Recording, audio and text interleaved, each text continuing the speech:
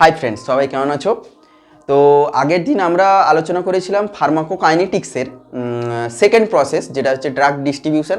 সেটা আমরা পড়িয়েছিলাম এবং তার মধ্যে কিছু রিলেটেড ইম্পর্টেন্ট জিনিস সেটা আমরা পড়েছিলাম। ওকে, তো আজকে আমরা পড়বো ফার্মাকোকাইনেটিক্সেরই যেটা হচ্ছে তোমার থার্ড প্রসেস, ড্রাগ মেটাবলিজম, যেটাকে বায়ো ট্রান্সফরমেশনও বলা হচ্ছে, ওটা পড়বো এবং তার মধ্যে কিছু সামথিং আর ইম্পর্টেন্ট জিনিস তো সেগুলো আমরা পড়বো। ওকে, তো চলো ভিডিওটা না বাড়িয়ে শুরু করা যাক।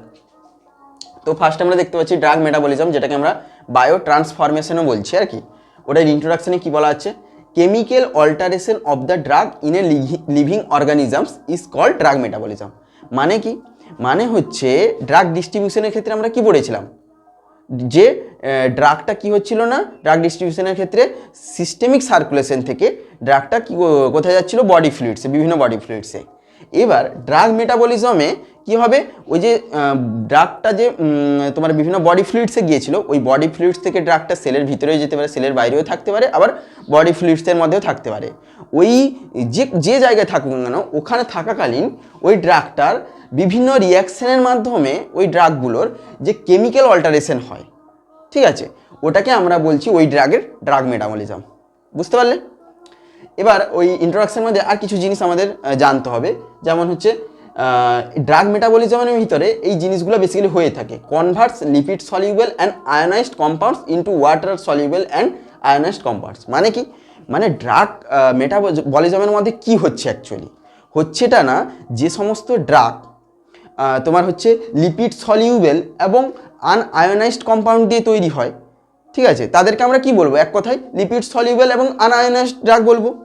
ওকে, এক্ষেত্রে কি হচ্ছে না, মেটাবলিজমের ক্ষেত্রে কি হচ্ছে না, ড্রাগ মেটাবলিজমের ক্ষেত্রে ওই লিপিড সলিউবল এবং আনআয়োনাইজড কম্পাউন্ডযুক্ত ড্রাগগুলো কনভার্ট হচ্ছে কিসে? ওয়াটার সলিউবল এবং আয়োনাইজড কম্পাউন্ডযুক্ত ড্রাগে। বুঝতে পারলে তো? তারপরে কি হচ্ছে? Hence not reabsorb in the renal tubules and আর এক্সক্রিয়েটেড। এই যে মেটাবলিজমের সময়, ঠিক আছে, ডিউরিং মেটাবলিজম ওই যে ড্রাগের এই যে কনভার্টেশনগুলো হচ্ছে, ডিউরিং ড্রাগ মেটাবলিজম ড্রাগের কোনো রিঅ্যাবজর্পশন রেনাল টিউবুলসে রিঅ্যাবজর্পশন হয় না এবং তার এক্সক্রিয়েশন হয় না। বুঝতে পারলে তো? ডিউরিং ড্রাগ মেটাবলিজম ড্রাগের কোনো রিঅ্যাবজর্পশন হয় না রেনাল টিউবুলসে এবং তার এক্সক্রিয়েশনও হয় না। আফটার দ্য মেটাবলিজম এক্সক্রিয়েশন হবে। বুঝতে পারলে তো? তারপর হচ্ছে হাইলি পোলারাইজড এবং ionized drug are main not get metabolized. মানে যে সমস্ত ড্রাগ হচ্ছে হাইলি পোলারাইজড, হাইলি আয়োনাইজড, সে সমস্ত ড্রাগের বেসিক্যালি মেটাবলিজম হয় না। এবার আসি সাইটস, মানে ড্রাগ মেটাবলিজম বেসিক্যালি কোথায় কোথায় হয়ে থাকে সেটা জানি। তো বেসিক্যালি আমরা জানি যে মেনলি লিভারে বেসিক্যালি ড্রাগের মেটাবলিজম হয়, তার সাথে সাথে কোথায় কোথায় হয়? GI tract, kidney, lungs, blood, etcetera. স্কিনেও হয় বেসিক্যালি আর কি, মানে লিভার বাদে এইসব জায়গাতেও বেসিক্যালি ড্রাগের মেটাবলিজম হয়ে থাকে, মেনলি লিভারে হয়। তারপর হচ্ছে এটা তো বেসিক্যালি গেল, তাহলে ইন্ট্রোডাকশন এবং সাইটস গেল ড্রাগ মেটাবলিজমের। এবারে এইখানে একটা জিনিস আছে তোমাদের জানতে হবে আর কি, the end result of drug metabolism is inactivation. মানে কি? মানে যখন কোনো ড্রাগের মেটাবলিজম হচ্ছে, ওর লাস্টে যে কী হবে, মেটাবলিজমের পর ওই ড্রাগটা কী হবে? ওই ড্রাগটা কী হবে না, ওই ড্রাগটা অ্যাক্টিভ ফর্ম থেকে ইনঅ্যাক্টিভ ফর্মে চলে যায়। সেটাই বলা হচ্ছে যে the end result of a drug metabolism, মানে ড্রাগের মেটাবলিজম হওয়ার পর তার এন্ড স্টেজ কী হবে না, সেটা ইনঅ্যাক্টিভ ফর্মে চলে যাবে। ওকে, এটা হচ্ছে নর্মাল জিনিস। এবার হচ্ছে but sometimes a compound with pharmacological activity may be not form as. মানে কি? মানে কিছু কিছু ড্রাগ আছে যারা এমন কিছু কম্পাউন্ড দিয়ে তৈরি হয় এবং তাদের এমন কিছু ফার্মাকোলজিক্যাল অ্যাক্টিভিটি আছে যারা কি হচ্ছে না, ওই নর্মাল জিনিসপত্রটাকে মানে না। মানে হচ্ছে ওই সমস্ত ড্রাগ মেটাবলিজমের পর ড্রাগটা ইনঅ্যাক্টিভ অবস্থায় যায় না বা অন্য কোনো অবস্থায় যায়, ইনঅ্যাক্টিভ অবস্থায় মোটামুটি যায় না। বুঝতে পারলে তো? তো নর্মাল জিনিস কি, নর্মাল জিনিস কি হওয়ার কথা ছিল? এক্সাম্পল হিসেবে আমি তো বলে দিচ্ছি। এক নম্বর যেটা, এটা হচ্ছে নর্মাল অ্যাক্টিভ ড্রাগ, তারপরে মেটাবলিজম হওয়ার পর, আফটার মেটাবলিজম হওয়ার পর ইনঅ্যাক্টিভ মেটাবলাইটে কনভার্ট হবে। ওকে, এটা তো নর্মাল ফাংশন। যেমন হচ্ছে ফেনোবারবিটন এক্সাম্পল হিসেবে বলি, ফেনোবারবিটন যার অ্যাক্টিভ ড্রাগ হিসেবে দেওয়া হলো কোনো পেশেন্টকে, তার মেটাবলিজম হওয়ার পর সেটা ইনঅ্যাক্টিভ মেটাবলাইট হিসেবে থাকবে শরীরের মধ্যে, যেটা নাম কি? হাইড্রক্সি ফেনোবারবিটন। ওকে, কিন্তু এটা তো এক নম্বরটা হচ্ছে এটা নর্মাল জিনিস, কিন্তু 2 আর 3 এটা হচ্ছে এই যে যেটা বললাম কিছু কিছু ড্রাগ এমন কম্পাউন্ড দিয়ে তৈরি হয় যার ফার্মাকোলজিক্যাল অ্যাক্টিভিটি আছে যারা এই নর্মাল জিনিসটা মানে না, সেটা হচ্ছে এই 2 আর 3 নম্বর। কি হয় না এদের ক্ষেত্রে, অ্যাক্টিভ ড্রাগ হিসেবে দিলাম কিন্তু সেটা ইনঅ্যাক্টিভ অবস্থা হওয়ার বদলে কি হচ্ছে না অ্যাক্টিভ মেটাবোলাইট হিসেবেই থাকছে। অ্যাক্টিভ ড্রাগ হিসেবে দিলাম, অ্যাক্টিভ মেটাবোলাইট হিসেবে থাকবে, বুঝতে পারলে তো। যেমন হচ্ছে কোডেন, কোডেনকে আমরা অ্যাক্টিভ ড্রাগ হিসেবে পেশেন্টকে দিলাম, কিন্তু তার মেটাবলিজম হওয়ার পর ওই ড্রাগটা কি হচ্ছে না অ্যাক্টিভ মেটাবোলাইট হিসেবেই থাকছে এবং তার ক্যারেক্টারিস্টিক্স হচ্ছে মরফিনের মতন, মানে কনভার্টিং ইনটু মরফিন। মানে সিম্পলি আমি যদি বলি কোডেন যে ড্রাগটা তাকে অ্যাক্টিভলি একটা পেশেন্টকে দিলাম, অ্যাক্টিভ ড্রাগ হিসেবে কোডেনকে আমরা একটা পেশেন্টকে দিলাম, তার মেটাবলিজম হওয়ার পর সে অ্যাক্টিভ মেটাবোলাইট হিসেবে কোন ড্রাগে কনভার্ট হচ্ছে, মরফিনে। মেটাবলিজম হওয়ার পর কি ইনঅ্যাক্টিভ অবস্থায় থাকার কথা, কিন্তু সেটা অ্যাক্টিভ অবস্থায় থাকছে, অ্যাক্টিভ মেটাবোলাইট অবস্থায় থাকছে এবং সেটা কিসে কনভার্ট হয়ে যাচ্ছে, অ্যাক্টিভ মেটাবোলাইট অবস্থায় কনভার্ট হওয়ার পর মরফিনে কনভার্ট হয়ে যাচ্ছে, বুঝতে পারলে তো। সেরকম সেম টু সেম ডায়াজিপামকে আমরা অ্যাক্টিভ ড্রাগ হিসেবে কোনো পেশেন্টকে দিলাম, তার মেটাবলিজম হওয়ার পর সে অ্যাক্টিভ মেটাবোলাইট হিসেবে অক্সাজিপামের কনভার্ট হয়ে যাচ্ছে, বুঝতে পারলে তো। এটা নর্মাল নয়। এবার হচ্ছে 3 নম্বর যেটা ইনঅ্যাক্টিভ ড্রাগ, মানে এক্ষেত্রে উল্টাটা হচ্ছে 1 নম্বরের উল্টাটা। 1 নম্বরে অ্যাক্টিভ থেকে ইনঅ্যাক্টিভ হচ্ছিল, এক্ষেত্রে উল্টো হচ্ছে, মানে ইনঅ্যাক্টিভ ড্রাগ হিসেবে কোনো আমরা ড্রাগকে দিলাম, ঠিক আছে, কিন্তু ওর মেটাবলিজম হওয়ার পর ওর ড্রাগটা অ্যাক্টিভ হয়ে যাচ্ছে, অ্যাক্টিভ মেটাবোলাইট হিসেবে আচরণ করছে। যেমন এক্সাম্পল হিসেবে আমি তোমাদের বলতে পারি লেভোডোপা, এক ধরনের ড্রাগ যেটাকে আমরা ইনঅ্যাক্টিভ ফর্ম হিসেবে একটা পেশেন্টকে দেওয়ার পর ওটা কি হচ্ছে না ওর মেটাবলিজম হওয়ার পর ও ডোপামিনে কনভার্ট হয়ে যায়, ডোপামিনের ক্যারেক্টারিস্টিক গ্রহণ করে নেয়, মানে বলতে গেলে ডোপামিনে কনভার্ট হয়ে যায়, বুঝতে পারছো তো। আর আরেকটা হচ্ছে প্রেডনিসনকে আমরা ইনঅ্যাক্টিভ অবস্থায় দিব, সেটা কি হচ্ছে না মেটাবলিজম হওয়ার পর প্রেডনিসোলনে কনভার্ট হয়ে যাচ্ছে, বুঝতে পারলে তো। এটা হচ্ছে তোমার কিছু বেসিক জিনিস আর কি ড্রাগ মেটাবলিজমের। তো এরপরে এই যে আমি বললাম প্রোড্রাগস, ঠিক আছে, প্রোড্রাগস।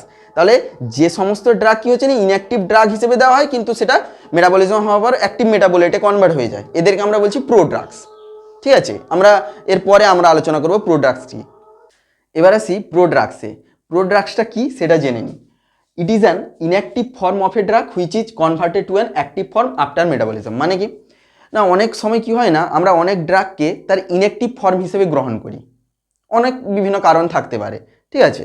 এই যে ইনঅ্যাক্টিভ ফর্ম হিসেবে নিচ্ছি তারপরে ওই ড্রাগটার কি মেটাবলিজম হবে, এবার মেটাবলিজম হওয়ার পর ওই ইনঅ্যাক্টিভ ফর্ম যে ছিল ড্রাগটার ওটা অ্যাক্টিভ ফর্মে কনভার্ট হয়ে গেল, ঠিক আছে। সেটাকে সেই ধরনের যে সমস্ত ড্রাগের কে আমরা ইনঅ্যাক্টিভ ফর্মে নিচ্ছি তারপরে মেটাবলিজম হচ্ছে তারপরে সে অ্যাক্টিভ ফর্মে কনভার্ট হচ্ছে, সেই সমস্ত ড্রাগকে আমরা বলছি প্রোড্রাগস, বুঝতে পারলে। এবার ইনঅ্যাক্টিভ অবস্থায় সেই ড্রাগটার নাম আলাদা হতে পারে আর অ্যাক্টিভ অবস্থায় তার নাম আলাদা হতে পারে, বুঝতে পারলে, ক্লিয়ার। তারপর হচ্ছে ইউজেস অফ প্রোড্রাগস, মানে আমরা কী কী কারণে বেসিক্যালি প্রোড্রাগসকে ইউজ করে থাকি এবং তার কী কী অ্যাডভান্টেজেস আমরা দেখবো আর কি। তো ফার্স্ট আছে টু ইমপ্রুভ বায়োঅ্যাভেলেবিলিটি মানে আমি একটু আরেকবার বলে দিই, আগে যেহেতু বলেছি একটু স্পিডে বলে দিই। বায়োঅ্যাভেলেবিলিটি মানে যখন সিস্টেমিক সার্কুলেশনে কোনো ড্রাগের কত % হারে আছে সেটাকে ওই ড্রাগের বায়োঅ্যাভেলেবিলিটি বলা হচ্ছে। যখন কোনো ড্রাগকে আমরা প্যারেন্টেল মানে আইভি রুটে দিই তখন তার সে ডাইরেক্ট ড্রাগটা সিস্টেমিক সার্কুলেশনে মিশছে, ব্লাডে মিশছে, তাহলে তার বায়োঅ্যাভেলেবিলিটি কী হবে 100%, ওইটাকে ওই ড্রাগের বায়োঅ্যাভেলেবিলিটি বলা হচ্ছে। এবার কিভাবে প্রোড্রাগস এর মাধ্যমে আমরা কোনো ড্রাগের বায়োঅ্যাভেলেবিলিটিটাকে ইমপ্রুভ করতে পারি সেটা জানি, সেটা আমি তোমাদের উদাহরণের মাধ্যমে এক্সাম্পলের মাধ্যমে আমি তোমাদের বলছি। পার্কিনসনিজম এক ধরনের নিউরোলজিক্যাল ডিসঅর্ডার হয় আর কি, সেটা কী কারণে হয়, ডিউ টু ডেফিসিয়েন্সি অফ ডোপামিনের কমের জন্য বেসিক্যালি ওই পার্কিনসনিজম ডিজিজটা হয়ে থাকে। এবার আমি যদি ডোপামিন কি দিই ড্রাগটাকে, ও কি করবে না, ও তো ব্লাড ব্রেন ব্যারিয়ার ক্রস করতে পারে না, ঠিক আছে। আমি আগেই বলেছি কেন dopamine blood brain barrier cross করতে পারে না, ঠিক আছে। তো dopamine blood brain barrier cross করতে পারে না, তাহলে ডোপামিন যদি ব্লাড ব্রেন ব্যারিয়ার ক্রস করতে না পারে তাহলে ওর মানে ডেফিসিয়েন্সি যে ছিল ডোপামিনের ওটা বাড়বে কী করে, ইনক্রিজ তো হবে না, তাহলে ওই পার্কিনসনিজম ডিজিজটা ঠিক হবে না। সেই জন্য ডোপামিনের যে ইনঅ্যাক্টিভ ফর্ম লেভোডোপা ওটাকে আমরা দিই ডোপামিনের বদলে। এই যে লেভোডোপা ইনঅ্যাক্টিভ ফর্ম যেটা হচ্ছে ডোপামিনের ইনঅ্যাক্টিভ ফর্ম, সেটা কি করে না ব্লাড ব্রেন ব্যারিয়ার ক্রস করতে পারে। এবার সে ব্লাড ব্রেন ব্যারিয়ার ক্রস করে গেল, levodopa blood brain barrier cross করলো, এই যে ক্রস করে গেল, দিয়ে সে কি করে না ডোপা ডিকার্বক্সিলেজ এনজাইমের মাধ্যমে তার মেটাবলিজম হবে, দিয়ে ইনঅ্যাক্টিভ ফর্মটা অ্যাক্টিভ ফর্মে কনভার্ট হয়ে গেলে ডোপামিনে কনভার্ট হয়ে গেল আফটার মেটাবলিজম। কে এনজাইমের মাধ্যমে? ডোপা ডিকার্বক্সিলেজ এনজাইমের মাধ্যমে মেটাবলিজম হলো কার? লেভোডোপার। লেভোডোপাটা কি? ডোপামিনের ইনঅ্যাক্টিভ ফর্ম, দিয়ে সেটা মেটাবলিজম হওয়ার পর কি হলো না, অ্যাক্টিভ ফর্ম মানে ডোপামিনে কনভার্ট হয়ে গেল, দিলে ইনক্রিজ হয়ে গেল ডোপামিন, দিয়ে তার তোমার পার্কিনসনিজম ডিজিজটা ঠিক হয়ে গেল। তাহলে বায়ো অ্যাভেলেবিলিটিটা কীভাবে বাড়লো বুঝতে পারলে তো? এমনিতে ডোপামিনের বায়ো অ্যাভেলেবিলিটি কম ছিল সিস্টেমিক সার্কুলেশনে, তাহলে আমি যদি ব্লাড ব্রেন ব্যারিয়ারসে ক্রস করতে পারছিল না, তাহলে আমি তাকে লেভোডোপা হিসেবে দিলাম, তার সিস্টেমিক সার্কুলেশনে ডোপামিনের বায়ো অ্যাভেলেবিলিটি কী হলো, বেড়ে গেল। সেইটা এইভাবেই তোমার ড্রাগের বায়ো অ্যাভেলেবিলিটিটাকে ইমপ্রুভ করা যায়, বুঝতে পারলে? উদাহরণস্বরূপ বললাম। এবার 2 নম্বর আসি, to prolong the duration of action. Duration action কি, কিভাবে একটা মানে প্রোড্রাগসের মাধ্যমে ইনক্রিজ করা যায়। ফেনোথাইজিনস একটা ড্রাগ, যখন এই ড্রাগটে আমরা দিচ্ছি, ঠিক আছে, একটা পেশেন্টকে দিচ্ছি, তার duration action short duration of action, মানে তার ডিউরেশন অ্যাকশন খুবই কম। ধরো একটা ড্রাগ, এই ড্রাগটা ফেনোথাইজিনস যে ড্রাগটা, এটা হচ্ছে অ্যাক্টিভ ফর্ম, ওকে। এই ড্রাগকে আমরা দিলে তার দরকার হয়তো আমরা লং অ্যাক্টিং হিসেবে চাইছি, কিন্তু তার তো ডিউরেশন অ্যাকশন খুবই কম, শর্ট ডিউরেশন অ্যাকশন, তাহলে দিয়ে কোনো লাভ নেই। তখন আমরা কি করি না, ফেনোথাইজিনস যে সেই ড্রাগটার ইনঅ্যাক্টিভ ফর্ম এস্টার অফ ফেনোথাইজিন, সেই হিসেবে মানে ইনঅ্যাক্টিভ ফর্ম হিসেবে ড্রাগটাকে দিই। সেই যে ইনঅ্যাক্টিভ ফর্ম হিসেবে যে ড্রাগটি দিলাম তার কিন্তু duration of long duration of action. তাহলে আমরা এটা আমার দরকার যে ফেনোথাইজিনসই দরকার, কিন্তু সেটা শর্ট ডিউরেশন অফ অ্যাকশন, সেই জন্য আমরা দিতে পারছিলাম না। যেহেতু আমাদের দরকার লং ডিউরেশন অফ অ্যাকশনের ফেনোথাইজিনস, সেই জন্য ফেনোথাইজিনসের যে ইনঅ্যাক্টিভ ফর্ম এস্টার অফ ফেনোথাইজিন সেটাকে আমরা দিই, কারণ এটার লং ডিউরেশন অফ অ্যাকশন খুব বেশি। এবার এস্টার অফ ফেনোথাইজিনসকে দিলাম, সে কী হলো না, তার মেটাবলিজম হলো। মেটাবলিজম হওয়ার পর কি হলো না, সে অ্যাক্টিভ ফর্মে কনভার্ট হয়ে গেল, দিয়ে ফেনোথাইজিনস তৈরি করে নিল, কনভার্ট হয়ে গেল ফেনোথাইজিনসে। আমরা ফেনোথাইজিনসও পেয়ে গেলাম মেটাবলিজমের পর, অ্যাক্টিভ ফর্ম অফ এস্টার ফেনোথাইজিনসের, এবং লং অ্যাক্টিং মানে লং ডিউরেশন অ্যাকশনও পেয়ে গেলাম, বুঝতে পারলে? এইভাবে তোমার ডিউরেশন অ্যাকশনকে প্রলং করছে। তারপর হচ্ছে টু ইমপ্রুভ টেস্ট। এবার কি হয় না, এটা বলে রাখি, ক্লিন্ডামাইসিন একটা অ্যান্টিবায়োটিক হয় আর কি, এটা টেস্টটা একটু অনেকটা খারাপ আর কি, বাচ্চারা খেতে পছন্দ করে না, চিলড্রেনরা খেতে পছন্দ করে না। এবার কি করি না, এবার তার ইনঅ্যাক্টিভ ফর্ম হচ্ছে ক্লিন্ডামাইসিন প্যালমিটেট সাসপেন্সেন, এটা হচ্ছে ক্লিন্ডামাইসিন এর ইনঅ্যাক্টিভ ফর্ম। এবার এর টেস্ট হচ্ছে অনেকটা ভালো, যেটা বাচ্চারা পছন্দ করে। তখন আমরা কি করি না, এই ক্লিন্ডামাইসিন ডাইরেক্ট না দিয়ে আমরা তখন ক্লিন্ডামাইসিন প্যালমিটেট সাসপেনশন হিসেবে বাচ্চাকে আমরা দিয়ে থাকি, তাহলে তার টেস্ট ভালো, বাচ্চারা খেয়ে নিল। এবার সেটা খাওয়ার পর তার মেটাবলিজম হয়ে ক্লিন্ডামাইসিনে কনভার্ট হয়ে গেল, তাহলে বাচ্চাও খেয়ে নিল ভালো টেস্ট বলে। আবার আমরা ক্লিন্ডামাইসিনও পেয়ে গেলাম, যেটা আমার দরকার ছিল, যে কাজের জন্য আমরা ক্লিন্ডামাইসিনকে ইউজ করার দরকার ছিল, সেটাও কনভার্ট হয়ে গেল, ঠিক আছে, অ্যাক্টিভ ফর্মে কনভার্ট হয়ে গেল। ক্লিন্ডামাইসিনের তোমার ইনঅ্যাক্টিভ ফর্মটা আফটার মেটাবলিজম ক্লিন্ডামাইসিন হয়ে গেল, ঠিক আছে। তো বুঝতে পারলে কীভাবে to improve bioavailability, to prolong the duration of action, to improve the taste. Basically এইসব কারণে আমরা প্রোডাক্টকে ইউজ করে থাকি, এগুলো অ্যাডভান্টেজেস আছে, বুঝতে পারলে তো। এবার আসি পাথওয়েজ অফ ড্রাগ মেটাবলিজম। মানে কি, মানে শরীরের ভিতরে যে ড্রাগের মেটাবলিজম হয় সেটা কিভাবে হয়, কোন কোন পাথওয়ের মাধ্যমে হয়, কোন কোন ফেজ, কোন কোন রিয়াকশনের মাধ্যমে ওই ড্রাগগুলোর মেটাবলিজম হয়ে থাকে, সেটা আমি এবার বলবো তোমাদের, ঠিক আছে। তো বেসিক্যালি ড্রাগের যে মেটাবলিজম হয় শরীরের মধ্যে, সেটা বেসিক্যালি দুটো ফেজের মাধ্যম দিয়ে হয়, phase 1 or non synthetic reactions, আর হচ্ছে 2 নম্বর যেটা হচ্ছে phase 2 or synthetic reaction. Basically দুটো ফেজের মাধ্যম দিয়ে হয়। এবার আমি তোমাদের বলে রাখি, তোমরা হয়তো জিজ্ঞেস করতে পারো যে ফেজ 1 ফার্স্টে কেন আমি পড়াচ্ছি, ফেজ 2 তো পড়াতে পারতাম। ফেজ 1টা বেশিরভাগ ড্রাগের মানে ফেজ 1 রিয়াকশনের, ফেজ 1 মেটাবলিজম রিয়াকশনের মধ্য দিয়ে বেশিরভাগ ড্রাগের মেটাবলিজম হয়, সেই জন্য আমি ফেজ 1টা প্রথমে পড়াচ্ছি, ঠিক আছে। এটা ভাববে না যে ফেজ 1টাই সব ড্রাগের ক্ষেত্রে মানে সব ড্রাগের মেটাবলিজম ফেজ 1-এর মধ্য দিয়ে হয়, এটা কোনোদিন ভাববে না। কিছু ড্রাগ আছে শুধু ফেজ 1 মেটাবলিজমের মধ্য দিয়ে যায়, তারপরে এক্সক্রিয়েশন হয়ে যায়। আবার কিছু ড্রাগ আছে ফেজ 2-র মাধ্যম দিয়ে মেটাবলিজম হয়, তারপরে এক্সক্রিয়েশন হয়। আবার কিছু এমন ড্রাগও আছে ফেজ 1 হবে, তারপরে ফেজ 2 হবে, তারপরে গিয়ে এক্সক্রিয়েশন হবে। আবার এমন কিছু ড্রাগ আছে যেগুলো ফার্স্টে ফেজ 2 মেটাবলিজম হয়, তারপরে ফেজ 1 মেটাবলিজম হয়, তারপরে গিয়ে এক্সক্রিয়েশন হয়। আবার এমন কিছু ড্রাগ আছে যেগুলোর কোনো মেটাবলিজমই হয় না, আনচেঞ্জড অবস্থায় এক্সক্রিয়েশন হয়ে যায়। বুঝতে পারলে? এবার তোমাদের এই জন্য আমি তোমাদের বলে দিলাম কেন যে ফেজ 1টা আমি কেন পড়াচ্ছি প্রথমে। ফেজ 1টা পড়ানোর এটাই কারণ ফেজ 1-এর মধ্য দিয়ে বেসিক্যালি বেশিরভাগ ড্রাগের তোমার মেটাবলিজমটা হয়ে থাকে। ওকে, তো এবার আসি ফেজ 1-এ। এই যে phase 1 or non synthetic reaction metabolism, যেটা মানে এই যে ফেজ 1 রিয়াকশানের মধ্য দিয়ে যে ড্রাগের মেটাবলিজমটা হচ্ছে, ওটা বেসিক্যালি 5টা সাব রিয়াকশানের ভাগে বিভক্ত, 5টা সাব রিয়াকশানে বিভক্ত। মানে কি? মানে ফেজ 1-এর মধ্যে 5টা এমন সাব রিয়াকশানস আছে, ঠিক আছে, যেই সাব রিয়াকশানসগুলি দ্বারা বেশিরভাগ ড্রাগের কি হয় না, মেটাবলিজম হয়। ফেজ 1 মেটাবলিজমটা বেসিক্যালি হয়ে থাকে আর কি। তো ফার্স্ট আমি দেখে নিব অক্সিডেশন। ফার্স্ট যে সাব রিয়াকশান যেটা হচ্ছে অক্সিডেশন, সেটাতে কি হয় বেসিক্যালি ড্রাগের অ্যাডিশন অফ অক্সিজেন এবং রিমুভাল অফ হাইড্রোজেন। মানে কি? মানে ফেজ 1-এর মেটাবলিজম যে রিয়াকশান, তার মধ্যে যে ফার্স্ট সাব রিয়াকশান যেটা হচ্ছে অক্সিডেশন, এক্ষেত্রে ড্রাগের সঙ্গে অক্সিজেনের অ্যাড হয়, অক্সিজেনের অ্যাডিশন হয়, অক্সিজেন অ্যাড হয় এবং হাইড্রোজেন রিমুভ হয়। ঠিক আছে? মোস্ট ইম্পর্টেন্ট অ্যান্ড কমন মানে কি?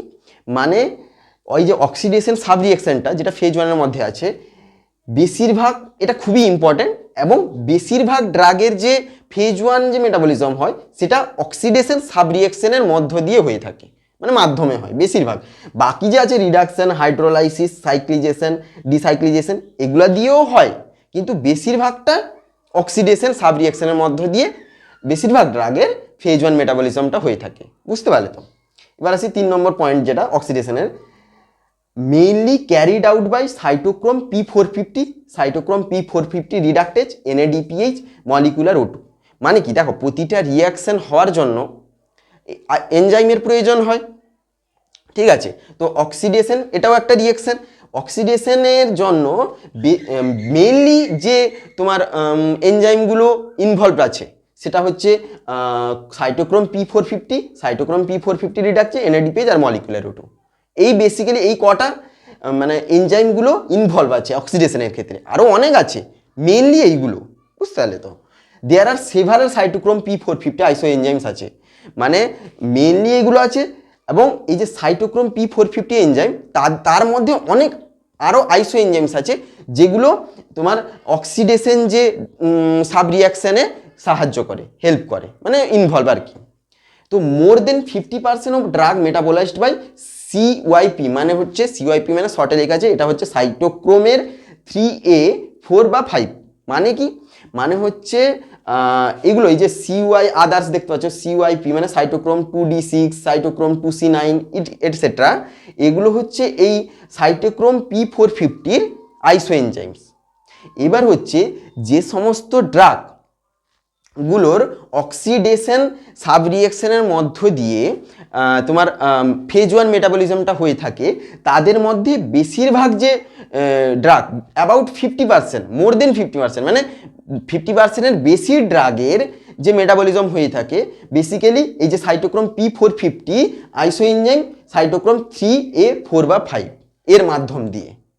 আদার্স আরও অন্যান্য মানে P450-র আইসো এনজাইমস আছে, যেরকম সাইটোক্রোম 2D6, সাইটোক্রোম 2C9, এগুলোর মাধ্যম দিয়ে হয়। কিন্তু অ্যাবাউট মানে মোর দেন 50% ড্রাগের যেগুলো হচ্ছে তোমার অক্সিডেশনের মাধ্যমে মেটাবলিজম হয়ে থাকে, সেক্ষেত্রে কোন আইসো এনজাইমের দ্বারা মেটাবলিজম হয় মোর দেন 50% ড্রাগের? সেটা হচ্ছে সাইটোক্রোম 3A 4 বা 5। বুঝতে পারছো? এই আইসো এনজাইম দ্বারা বেসিক্যালি মোর দেন 50% অফ ড্রাগের যেগুলো হচ্ছে তোমার ফেজ 1 অক্সিডেশন সাব রিয়াকশনের মধ্যে দিয়ে মেটাবলিজম হয়, মোর দেন 50% অফ ড্রাগের এগুলো এই তোমার আইসো এনজাইম দ্বারা হয়ে থাকে। বুঝতে পারছো তো? এটা বুঝতে পারলে? এবং অন্যান্য আরও মানে সাইটোক্রোমের আইসো এনজাইমস আছে, যেরকম সাইটোক্রোম 2D6, এগুলোর মাধ্যম দিয়ে হয়। ওকে, এবার আসি এই যে অক্সিডেশন যে সাব রিয়াকশনটা, এইটার মধ্যে কোন কোন ড্রাগসের একটা 2-4টে এক্সাম্পল আমি দিচ্ছি। প্রতিটার এক্সাম্পল আমি দিয়েছি, বেসিক্যালি ফেনিটোইন, ফেনোবারবিটন এটসেট্রা, এই ড্রাগগুলোর বেসিক্যালি কি হয় না, অক্সিডেশন যে সাব রিয়াকশান, মানে ফেজ 1-এর মধ্যে যে অক্সিডেশন সাব রিয়াকশান আছে, এই ড্রাগগুলোর বেসিক্যালি এই অক্সিডেশন সাব রিয়াকশানের মধ্যে দিয়ে মেটাবলিজম হয়। ওকে, তারপরে 2 নম্বর আসি রিডাকশন। রিডাকশনের ক্ষেত্রে কি হচ্ছে না, রিমুভাল অফ অক্সিজেন, অক্সিজেনের রিমুভেশন হয়, মানে অক্সিজেন বেরিয়ে যায়, addition of hydrogen, hydrogen add হয়। ঠিক আছে, এক্ষেত্রে কোন ড্রাগ, দুটো আমি এক্সাম্পল দিয়েছি, অনেক ড্রাগ আছে, একটা দুটো করে এক্সাম্পল দিয়েছি, ক্লোরামপেনিকল আর মিথাডোল। এই ড্রাগগুলোর বেসিক্যালি রিডাকশনের মাধ্যম দিয়ে মেটাবলিজম হয়, রিডাকশন সাব রিয়াকশনের মাধ্যম দিয়ে। এবার আসি 3 নম্বর সাব রিয়াকশন ফেজ 1-এর, হাইড্রোলাইসিস। এক্ষেত্রে ড্রাগের সঙ্গে কি হচ্ছে, ড্রাগের মেটাবলিজম কিভাবে হচ্ছে, breakdown of compound by addition water, মানে ড্রাগ যে সমস্ত কম্পাউন্ড দিয়ে তৈরি হচ্ছে তাদের ব্রেকডাউন বেসিক্যালি ওয়াটারের অ্যাডিশনের জন্য হচ্ছে। তো এক্ষেত্রে এক্সাম্পল কী কী আছে, এস্টার্সের মধ্যে প্রোকেন, সাকসিনাইল কোলিন ড্রাগ এটসেট্রা, অ্যামাইডসের মধ্যে লিগনোকেন আর প্রোকেনামাইড। ঠিক আছে, এইসব ড্রাগের বেসিক্যালি হাইড্রোলাইসিসের মাধ্যমে তোমার মেটাবলিজম হয়ে থাকে। ওকে, আরও অনেক ড্রাগ আছে। তারপর 4 নম্বরে দেখি, 4 নম্বরে কী আছে, সাইক্লিজেশন, সাইক্লিজেশন সাব রিয়াকশন।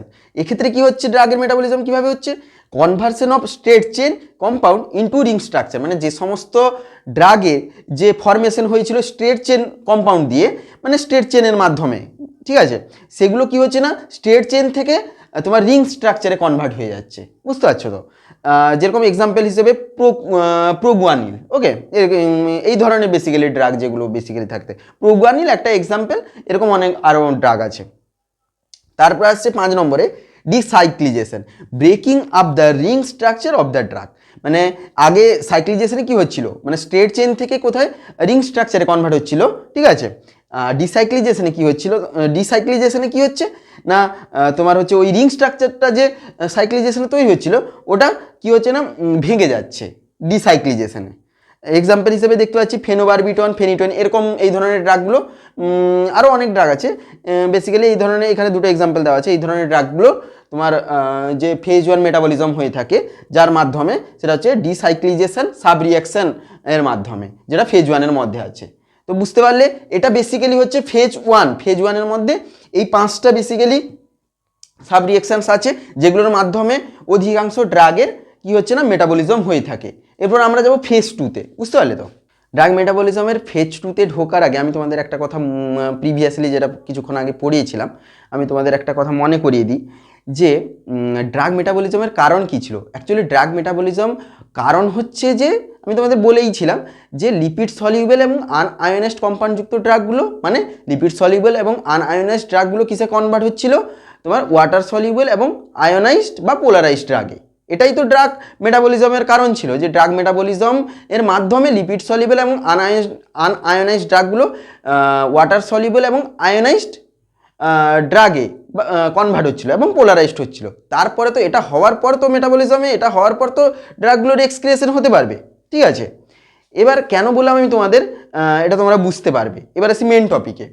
ফেজ 1-এর ক্ষেত্রে কি হলো, ফেজ 1-এ ড্রাগগুলো বিভিন্ন ফেজ 1-এর বিভিন্ন সাব রিয়াকশান, যেমন হচ্ছে অক্সিডেশন, রিডাকশান, বিভিন্ন সাব রিয়াকশানের মধ্যে মেটাবলিজম হচ্ছিল।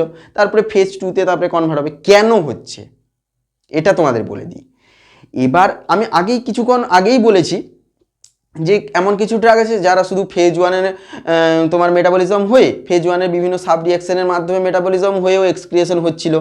তারপরে কিছু ড্রাগ আছে শুধু ফেজ 2-তে তোমার মেটাবলিজম হয়ে তারপরে তোমার এক্সক্রিয়েশন হতে পারছিল। আবার কিছু ড্রাগ আছে ফেজ 1 ফেজ 2 দুটোতেই মেটাবলিজম হয়ে তারপরে এক্সক্রিয়েশন হচ্ছিল। স্পেসিফিক কেন এরকম হচ্ছে এটা তোমাদের এবার বলি। এবার কি হয় না, আমাদের টার্গেট কি তাহলে ড্রাগ মেটাবলিজমে, অ্যাটলিস্ট যে ড্রাগগুলো লাস্টে ওয়াটার সলিউবল এবং আয়োনাইজড বা পোলারাইজড ড্রাগে বা মেটাবলাইটে কনভার্ট হওয়া, দিলে তো এক্সক্রিয়েশন হতে পারবে। এটাই হচ্ছে ড্রাগ মেটাবলিজমের মেন কারণ। এবার বলি তোমাদের ফেজ 1 যেটা হচ্ছে নন সিনথেটিক রিয়াকশানের ক্ষেত্রে যে বিভিন্ন সাব রিয়াকশানগুলো ছিল, এক্ষেত্রে ধরো কোনো ড্রাগ ফেজ 1-এর মধ্য দিয়ে গেল। ঠিক আছে, ফেজ 1-এর যে কোনো একটা সাব রিয়াকশানের মধ্য দিয়ে মেটাবলিজম হলো একটা ড্রাগের, যে কোনো একটা ড্রাগের ধরো। ঠিক আছে, কিন্তু ফেজ 1-এর যে কোনো সাব রিয়াকশানের মধ্য দিয়ে মেটাবলিজম হওয়ার পরেও ওই ড্রাগটা পোলারাইজড হলো না। ঠিক আছে, তাহলে পোলারাইজড না হলে ওটা এক্সক্রিয়েশন কি করে হবে, তখন ওই ড্রাগটা কিসে যাবে না, ফেজ 2-তে যাবে।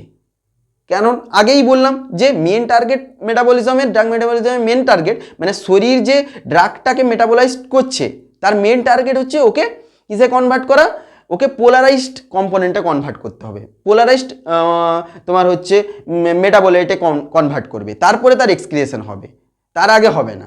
ঠিক আছে, এবার এমন কিছু ড্রাগ আছে যেটা ফেজ 1-এ হয়তো তোমার মেটাবলিজমের পর তার পোলারাইজড হলো না, আয়োনাইজড হলো না। ঠিক আছে, না হলে যদি পোলারাইজড না হয়, যদি আয়োনাইজড না হয়, তাহলে তার কি করে এক্সক্রিয়েশন হবে, সেই জন্য সে ফেজ 2-তে ঢোকে, এন্ট্রি করে। এবার এমন কিছু ড্রাগ, আমি আগেই বারবার বলছি যে এমন কিছু ড্রাগও আছে যারা শুধু ফেজ 1-এ মেটাবলিজম হয়ে যায়। ঠিক আছে, ফেজ 1-এ মেটাবলিজম হওয়ার পর তারা পোলারাইজড হয়ে যায় এবং তারা সুন্দরভাবে কিসে ইউরিন বা বাইলের মাধ্যমে এক্সক্রিয়েট করে যেতে পারে। আবার কিছু ড্রাগ আছে ফেজ 2-তে শুধু ফেজ 1-এ হয় না, ফেজ 2-তে মেটাবলিজম হয়ে তারপরে এক্সক্রিয়েশন হয়। কিছু ড্রাগ আছে ফেজ 1 ফেজ 2, আবার কিছু ড্রাগ আছে প্রথমে ফেজ 2-তে মেটাবলিজম হবে তারপরে ফেজ 1-এ মেটাবলিজম হবে, যেমন আইসোনিয়াজাইট গ্রুপের ড্রাগগুলো বেসিক্যালি কি হয় না, প্রথমে ফেজ 2-তে মেটাবলিজম হবে তাদের, তারপরে ফেজ 1-এ মেটাবলিজম হয়ে তারপরে এক্সক্রিয়েট করে। আবার কিছু ড্রাগ আছে যে আনচেঞ্জড অবস্থায় এক্সক্রিয়েশন হয়ে যায়। ঠিক আছে, এবার ফেজ 2-তে এমন কি হচ্ছে, তারপরে ড্রাগের এক্সক্রিয়েশন হচ্ছে ফেজ 1-এর পরে, ফেজ 2-তে কি হচ্ছে এবার আমরা জানবো।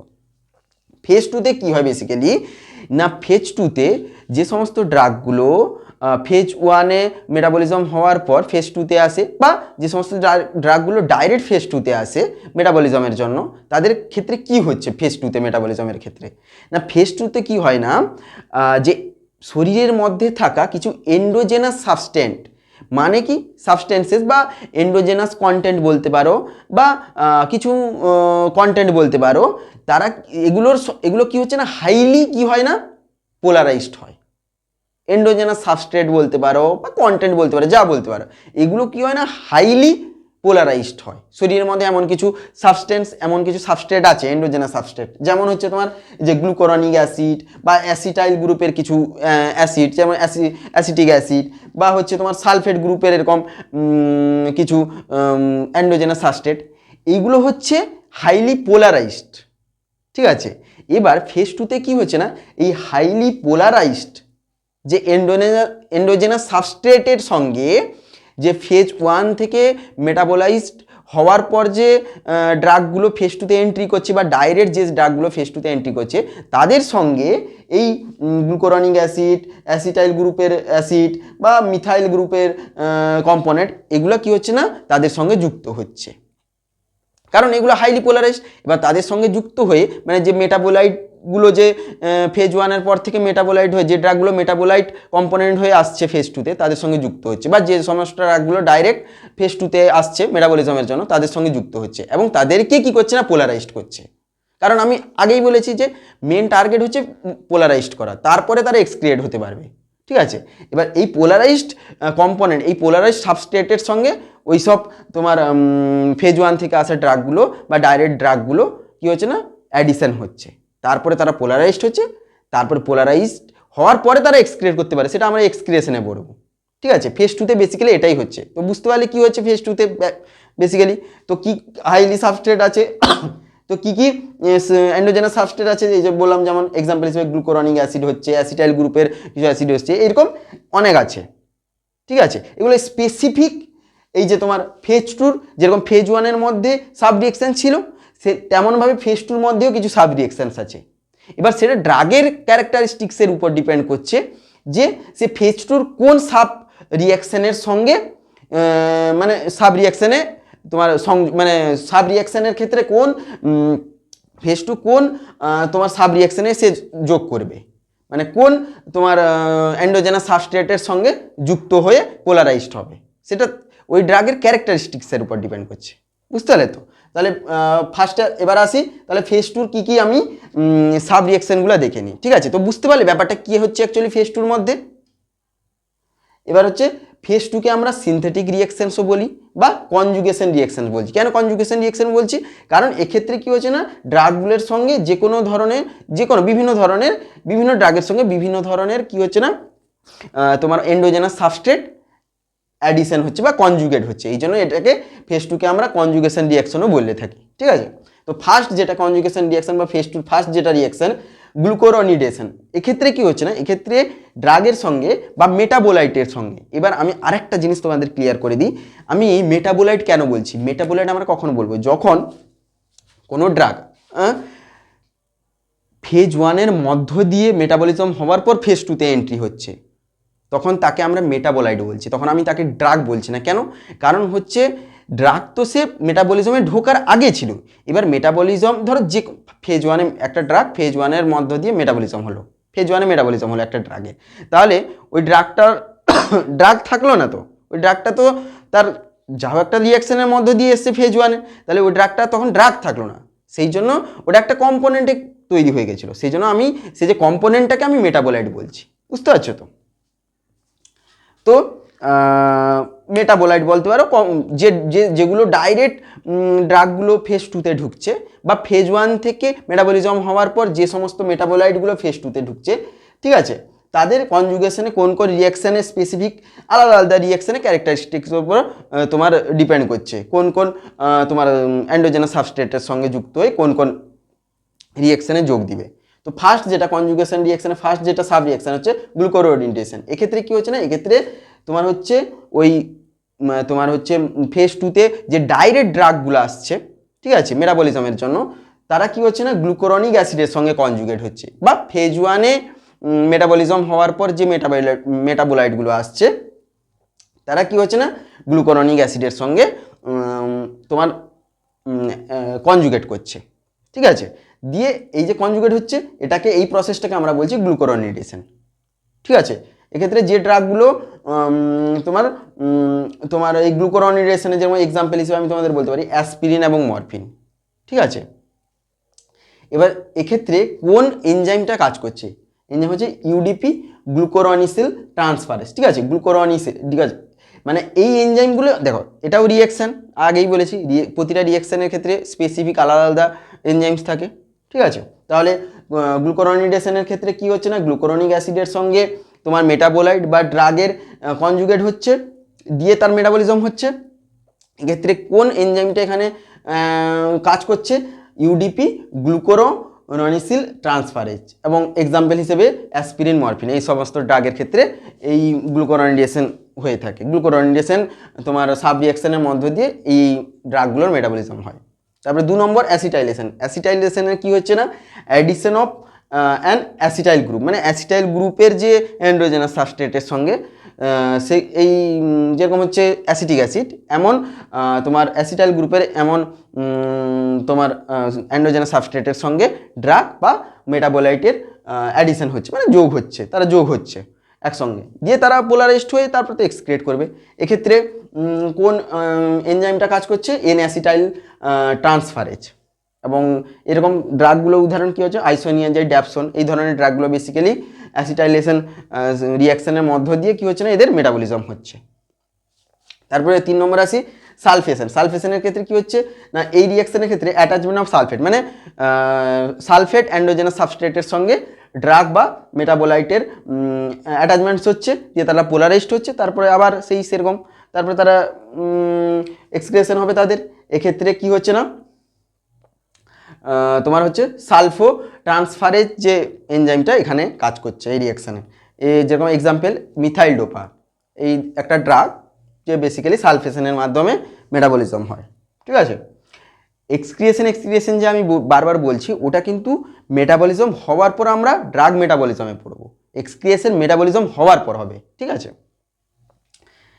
এবার হচ্ছে 4 নম্বর হচ্ছে মিথাইলেশন। মিথাইলেশনের ক্ষেত্রে কি হচ্ছে না, addition of methyl group. Methyl group যে কম্পোনেন্ট আছে, মিথাইল গ্রুপ যে অ্যান্ড্রোজেনাস সাবস্ট্রেট আছে, তাদের সঙ্গে কি হচ্ছে না, অ্যাডিশন হচ্ছে কার, ড্রাগস এবং মেটাবোলাইটের, যেগুলো ফেজ 1 থেকে মেটাবলিজম হওয়ার পরে এসছে, সেই সব মেটাবোলাইটের সঙ্গে বা ডাইরেক্ট কোনো ড্রাগের সঙ্গে কি হচ্ছে না, মিথাইল গ্রুপের অ্যাডিশন হচ্ছে, দিয়ে মেটাবলিজম হচ্ছে। এক্ষেত্রে যে এনজাইমটা আছে ট্রান্স মিথাইলেজ, এবং এক্সাম্পল হিসেবে ডোপামিন, অ্যাড্রিনালিন, এই ধরনের ড্রাগগুলোর বেসিক্যালি মিথাইলেশনের মাধ্যমে কি হচ্ছে না, তোমার মেটাবলিজম হয়ে থাকে। তারপর হচ্ছে গ্লুটাথিয়ন কনজুগেশন, ঠিক আছে। গ্লুটাথিয়ন কনজুগেশনের মাধ্যমে এখানে কি হচ্ছে না, ইনঅ্যাক্টিভিং রিঅ্যাক্টিভ ইন্টারমিডিয়েট, মানে হচ্ছে এক্ষেত্রে ও পোলারাইজড হচ্ছে, এবার ড্রাগগুলো ইনঅ্যাক্টিভ হয়ে যায়। এবার আমি আরেকবার বলে দিই যে ইনঅ্যাক্টিভ কেন বললাম, যে অ্যাটলিস্ট মেটাবলিজমের লাস্টে কী হচ্ছে, এন্ড অফ দ্য মেটাবলিজম ড্রাগগুলো, ঠিক আছে, মেটাবোলাইটগুলো ইনঅ্যাক্টিভ অবস্থায় থাকবে, তারপরে তাদের পোলারাইজড হবে প্লাস ইনঅ্যাক্টিভও হবে, দিলে তারপরে এক্সক্রিয়েশন হবে। এক্ষেত্রে ইনঅ্যাক্টিভ হচ্ছে আর কি গ্লুটাথিয়ন কনজুগেশনের ক্ষেত্রে কী হচ্ছে না, তোমার এন্ডোজেনাস সাবস্ট্রেটের সঙ্গে ড্রাগসের অ্যাডিশন হয়ে ড্রাগগুলো তোমার বা মেটাবোলাইটগুলো কী হচ্ছে না, ইনঅ্যাক্টিভ হচ্ছে, তারপরে তাদের এক্সক্রিয়েশন হবে। এক্ষেত্রে কোন এনজাইমটা কাজ করছে, গ্লুটাথিয়ন ট্রান্সফারেজ, এবং এক্সাম্পল হিসেবে প্যারাসিটামল ড্রাগের ক্ষেত্রে এই প্যারাসিটামল যে ড্রাগটা এই রিয়াকশানে মেটাবলিজম হয়ে থাকে। তারপর হচ্ছে 6 নম্বর যেটা লাস্ট, অ্যামাইনো অ্যাসিড কনজুগেশন বা গ্লাইসিন কনজুগেশনও বলতে পারো। এক্ষেত্রে অ্যামাইনো অ্যাসিডের যে অ্যান্ড্রোজেনাস সাবস্ট্রেট হয় তার সঙ্গে কি হচ্ছে না, তোমার ড্রাগস বা মেটাবোলাইটের লিঙ্ক হচ্ছে বা অ্যাডিশন হচ্ছে, দিয়ে তারা তারপরে এক্সক্রিয়েশন হতে পারে, পোলারাইজড হচ্ছে, তারপরে এক্সক্রিয়েশন হবে। এক্ষেত্রে কোন এনজাইমটা কাজ করছে, অ্যাসিটাইল কোয়ে বা অ্যাসিটাইল কোয়েট গ্লাইসিন ট্রান্সফারেজ, এই এনজাইমটা এখানে কাজ করছে। যেরকম ড্রাগের এক্সাম্পল হিসেবে আমি তোমাদের বলতে পারি স্যালিসাইলেটস। তো বুঝতে পারলে এটা হচ্ছে ফেজ 2 রিয়াকশন। তাহলে বেসিক্যালি কি হলো না, আমি আরেকবার মানে রিভিশন করে দিচ্ছি। তাহলে কি হচ্ছে, যে ড্রাগ মেটাবলিজম দুটো ফেজের মাধ্যম দিয়ে হয়ে থাকে, ফেজ 1 এবং ফেজ 2, ঠিক আছে। বিভিন্ন ড্রাগের ক্যারেক্টারিস্টিক বিভিন্ন হওয়ার কারণে বিভিন্ন ড্রাগ প্রথমে ফেজ 1 হতে পারে, তারপরে ফেজ 2তে মেটাবলিজম হয়ে তারপরে এক্সক্রিয়েশন হতে পারে।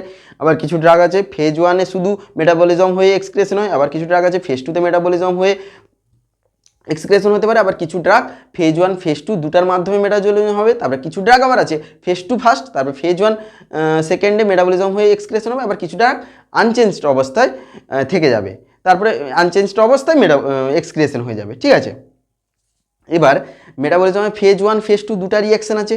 ফেজ 1-এ কিছু ড্রাগ আছে যারা মেটাবলিজম হচ্ছে, ফেজ 1-এ মেটাবলিজম হওয়ার পর তারা পোলারাইজড হচ্ছে না, তারা তখন কি করছে না, ফেজ 2-তে আসছে। ফেজ 2-তে এমন কিছু এন্ডোজেনাস সাবস্ট্রেটের সঙ্গে যুক্ত হচ্ছে, তারপরে মানে এন্ডোজেনাস সাবস্ট্রেটগুলো যুক্ত হচ্ছে, কারণ এন্ডোজেনাস সাবস্ট্রেটগুলো খুবই হাইলি পোলারাইজড, এবং সেই হাইলি পোলারাইজড এন্ডোজেনাস সাবস্ট্রেটের সঙ্গে যুক্ত হয়ে ফেজ 1 থেকে মেটাবলিজম হয়ে আসা মেটাবোলাইটগুলো ওই এন্ডোজেনাস সাবস্ট্রেটের সঙ্গে যুক্ত হয়ে পোলারাইজড হচ্ছে, তারপরে তাদের এক্সক্রিয়েশন হবে। বা ডাইরেক্ট কোনো ড্রাগ ডাইরেক্ট ফেজ 2-তে এন্ট্রি হয়ে সেই এন্ডোজেনাস সাবস্ট্রেটের সঙ্গে যুক্ত হয়ে পোলারাইজড হতেই পারে, দিয়ে পোলারাইজড হয়ে তারপরে এক্সক্রিয়েশন হবে তাদের। আবার কিছু ড্রাগ আছে শুধু ফেজ 1 মেটাবলিজমে মেটাবোলাইজড হয়ে তাদের ডাইরেক্ট, তারা আর ফেজ 2-তে তাদের ঢুকতে হলো না। হয়তো কিছু ড্রাগ আছে ফেজ 1-এ এলো, সেখানে মেটাবলিজম হওয়ার পর তারা পোলারাইজড হয়ে গেল। তাহলে পোলারাইজড হয়ে গেল মানে আর ফেজ 2-তে ঢুকবে না, তারা এমনি বাইল বা ইউরিনের মাধ্যমে এক্সক্রিয়েট করে যাবে। মোটামুটি মেন কথা হচ্ছে যে ড্রাগ মেটাবলিজমে ড্রাগের কি হয় না, বেসিক্যালি ড্রাগ অ্যাটলিস্ট মেটাবোলাইজড হবে, ড্রাগ অ্যাটলিস্ট পোলারাইজড হবে। পোলারাইজড হয়ে যাওয়া মানে ড্রাগের মেটাবলিজম কমপ্লিট, তারপরে সে এক্সক্রিয়েশনে যেতে পারবে। বুঝতে পারছো তো? তো ফেজ 1 থেকে ফেজ 2-তেও যেতে পারে ড্রাগ, শুধু ফেজ 1-এ থাকতে পারে, শুধু ফেজ 2-তে থাকতে পারে, ফেজ 1 ফেজ 2-তে দুটার মাধ্যমে মেটাবলিজম হতে পারে, আবার ফেজ 2 ফেজ 1 দুটার মাধ্যমে মেটাবলিজম হতে পারে, আবার আনচেঞ্জড অবস্থায়ও থাকতে পারে, তারপরে এক্সক্রিয়েশন হতে পারে। তো বুঝতে পারলে পুরো ক্লিয়ার কনসেপ্ট। এবার আসি ড্রাগ মেটাবোলাইজিং এনজাইমসে, মানে হচ্ছে ড্রাগের যে মেটাবলিজম হচ্ছে তাতে কোন ধরনের এনজাইমসগুলো ইনভলভ থাকে, তাদের আমরা দুটো ভাগে ভাগ করছি। বেসিক্যালি যে সমস্ত এনজাইমগুলো ইনভলভ থাকে ড্রাগ মেটাবলিজমের ক্ষেত্রে, সেগুলোকে আমরা দুটো ভাগে ভাগ করছি। এক হচ্ছে মাইক্রোজোমাল এনজাইমস, আর 2 নম্বর হচ্ছে নন মাইক্রোজোমাল এনজাইমস। বেসিক্যালি দু ধরনের এনজাইমস ড্রাগ মেটাবলিজমে ইনভলভ থাকে, ঠিক আছে।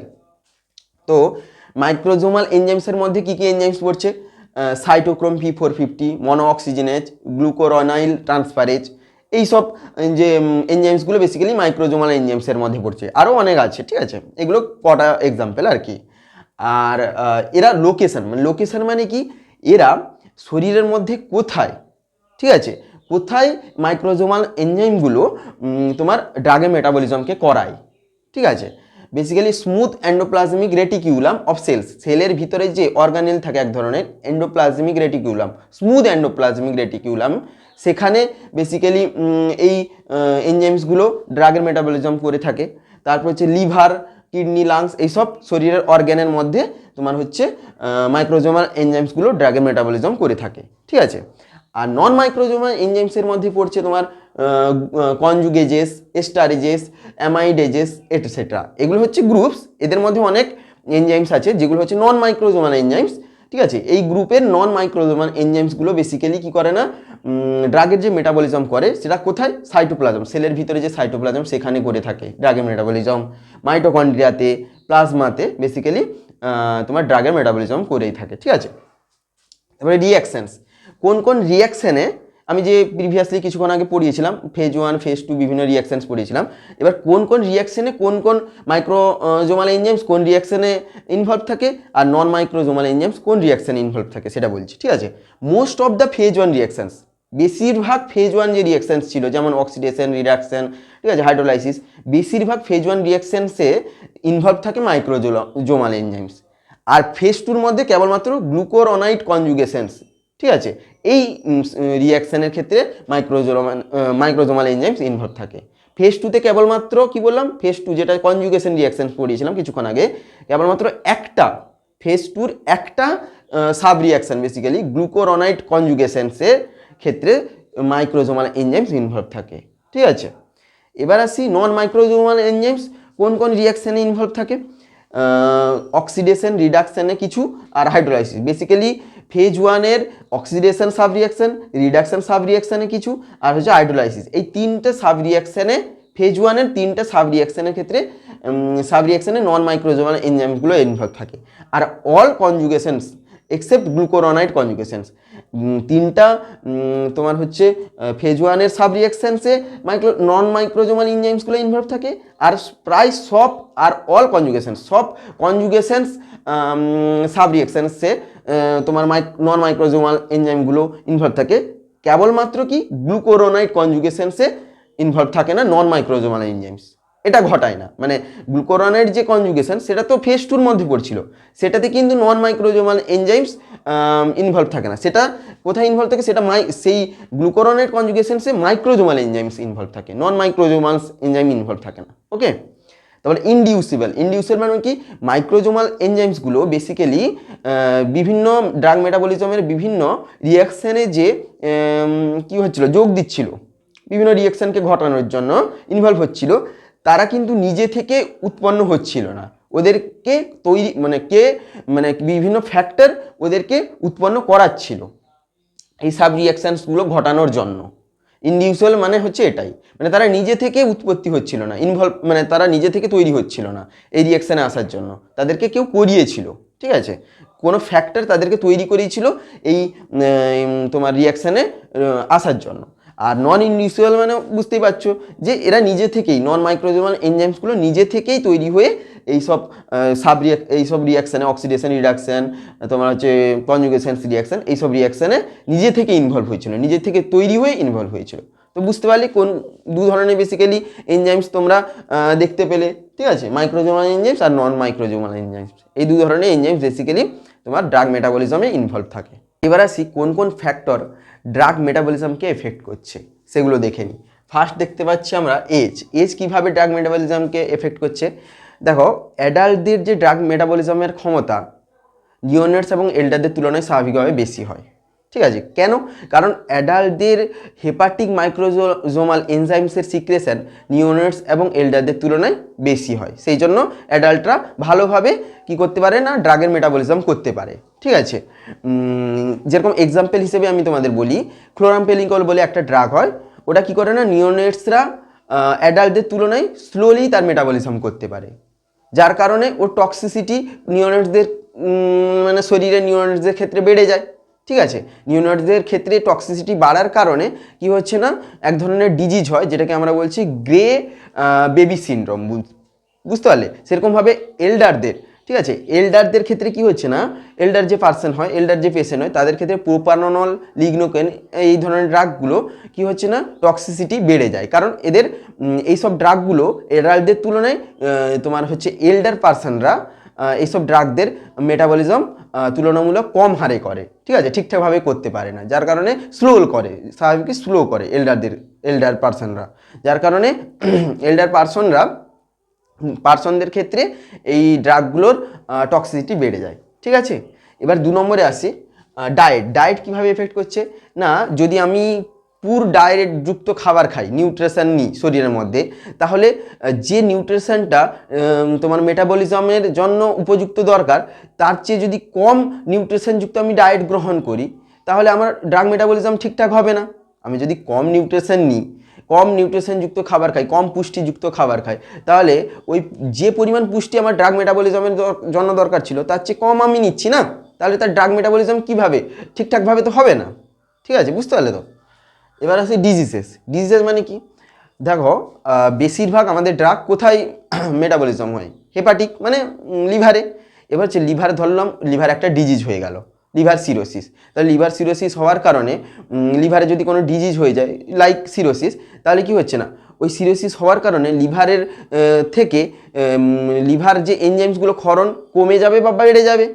এবার ক্ষরণ যদি কমে যায় তাহলে ড্রাগের মেটাবলিজম হার কি হয়ে যাবে? কমে যাবে।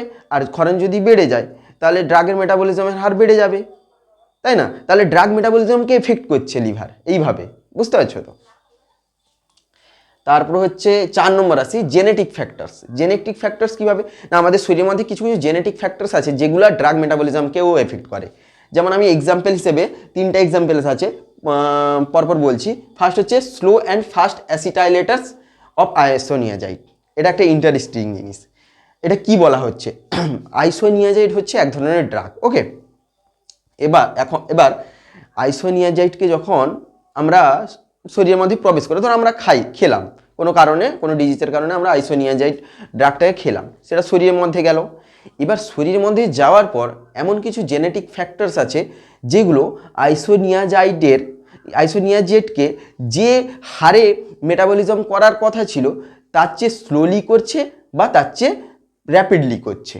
এবার আইসোনিয়াজাইড তখন কি করে না, সে যেরকমভাবে তার সাথে যদি জেনেটিক ফ্যাক্টরসগুলো আইসোনিয়াজাইডকে যদি তোমার মেটাবলিজম করে, তাহলে সে স্লো অ্যাসিটাইলেটার্স হিসেবে রিয়্যাক্ট করবে। আর তার যদি জেনেটিক ফ্যাক্টরস আইসোনিয়াজাইডকে ফাস্টলি যদি মেটাবলিজম করে, তাহলে সে ফাস্ট অ্যাসিটাইলেটার্স হিসেবে রিয়্যাক্ট করবে, বুঝতে পারলো?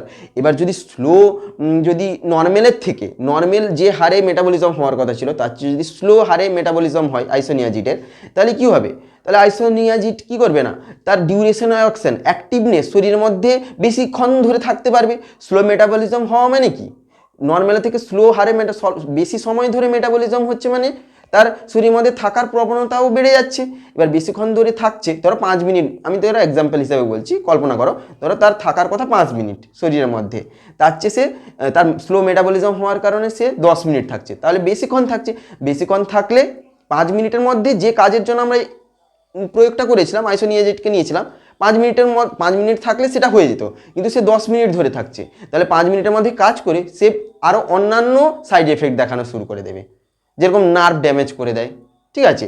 আর ফাস্টলি যদি বলি, যদি নর্মালের থেকে স্পিডে তার মেটাবলিজম হয়ে যায়, ঠিক আছে, দ্রুত হারে মেটাবলিজম হয়ে যায়, তাহলে যে কাজের জন্য আমি তাকে প্রয়োগ করেছিলাম সেটা হবেই না, তাই না? তখন তাকে বেশি ডোজে দিতে হবে, বেশি ডোজে দিলে গিয়ে অ্যাডজাস্টমেন্টটা হবে, যে কাজের জন্য আমি প্রয়োগ করেছিলাম সেটা হবে, বুঝতে পারলে তো? তারপরে 2 নম্বর আছে সাকসিনাইলকোলিন অ্যাপনিয়া। মানে কি, সাকসিনাইলকোলিন হচ্ছে একটা নিউরোমাস্কুলার ব্লকার। সেটা কি হচ্ছে না, শরীরের মধ্যে যাওয়ার পর শরীরের মধ্যে প্লাজমা সিউডো কলিনেস্টারেজ এনজাইম বলে একটা এনজাইম থাকে, সেটা কি করে না, তার মেটাবলিজমে সাহায্য করে। কার? সাকসিনাইলকোলিনের মেটাবলিজমে এই এনজাইমটা সাহায্য করে।